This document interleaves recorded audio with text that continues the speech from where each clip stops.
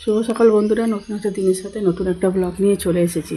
সকালে উঠেই মা ষষ্ঠীর দর্শন দেখো, কোথা থেকে দুটো বাচ্চা নিয়ে এসে পামোচার ছোট টক সব জুটো টুটো ফেলে আর তার মধ্যে এসে বসে রয়েছে। এই দেখো দুজন, এই একজন, এই গোটা মা, আর আরেকজন কোথায় ঢুকে আছে ভেতরে, আরেকজন কোথায় আছে, এই দেখো এই একজন, এই মাটা, আরেকজন কোথায় ঢুকে আছে এর ভেতরে, এই দেখো তিনজনে এসে শুয়ে রয়েছে।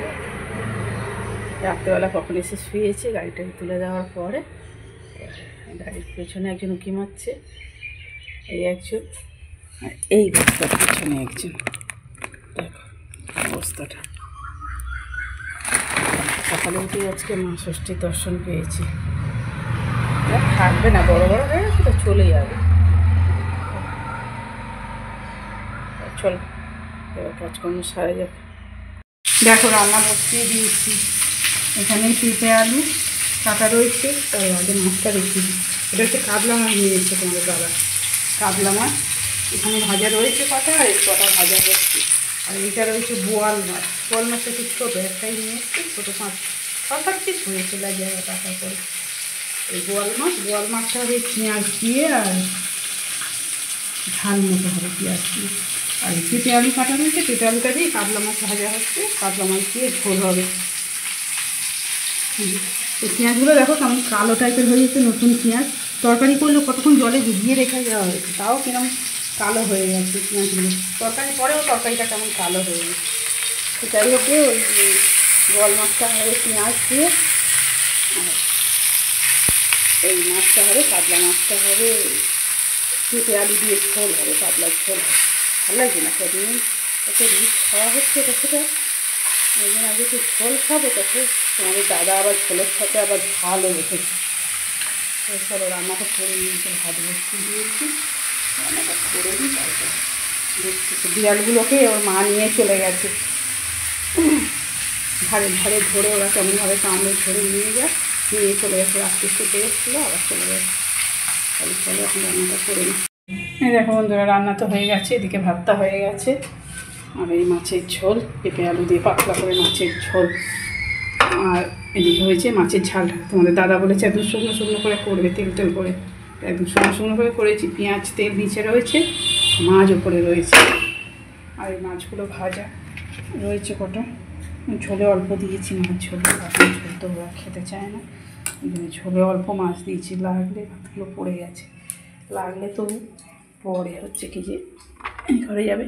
একে মেয়েকে খেতে দিয়ে দিয়েছি টিফিনে, মেয়ে খাচ্ছে, আমি এবার একটু ভাতে খাবো। দাদা দুপুরে আবার বাড়ি আসার সময় মিষ্টি নিয়ে এসছে, ওইটায় দই আছে, এটাই কী আছে জানি না। এটাই দই না, ঠান্ডা। ও এটাই গজা, এটা মনে হয় বোঁদে নাকি কী বললো খেয়াল করিনি। এটাই আছে বোঁদে, বোঁদে গজা, এটাই দই বলেছে। বাবারে কি শক্ত, কলাই কটকটি টাইপের ঢাকনাটা। মিষ্টি দই, এই ঢাকনা কোটোগুলো বড়, এই মিষ্টি দই, দই বোঁদে আর গজা। দইটা এখন খাবো মেয়ে আর আমি। এইদিকে ছেলে বাজার নিয়ে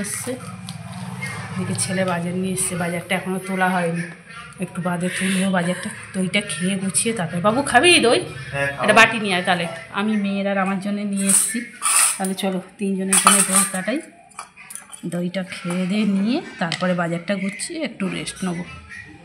দেখো বন্ধুরা, সন্ধে হয়ে গেছে, আর আমি এদিকে বোঁদে মুড়ি খেতে বসে পড়েছি।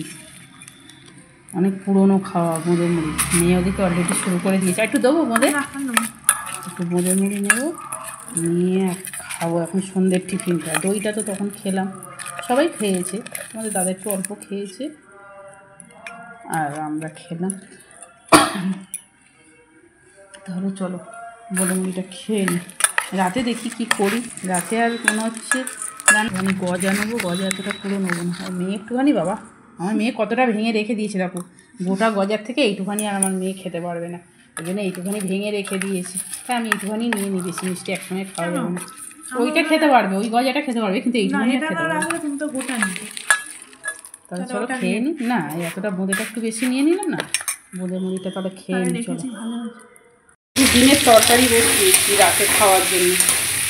ভাত রয়েছে অনেকটাই, ভাত অনেকটা রয়েছে। আর মেয়ে বলছে আমি ভাত খাবো না আজকে, একটু মুড়ি খাবো। আমি মেয়ে ভাতের থেকে একটু রুটি মুড়িটা আমার ভালোবাসে রাতে, বলছে আমি ভাত খাবো না, একটু মুড়ি খাবো। সেই জন্য কী করবো, তো ডিমের তরকারি করলাম। কালকে তোমার দাদা একটা ডিম নিয়ে এসছে, একটা। আর ডিমগুলো খুব বড় বড়।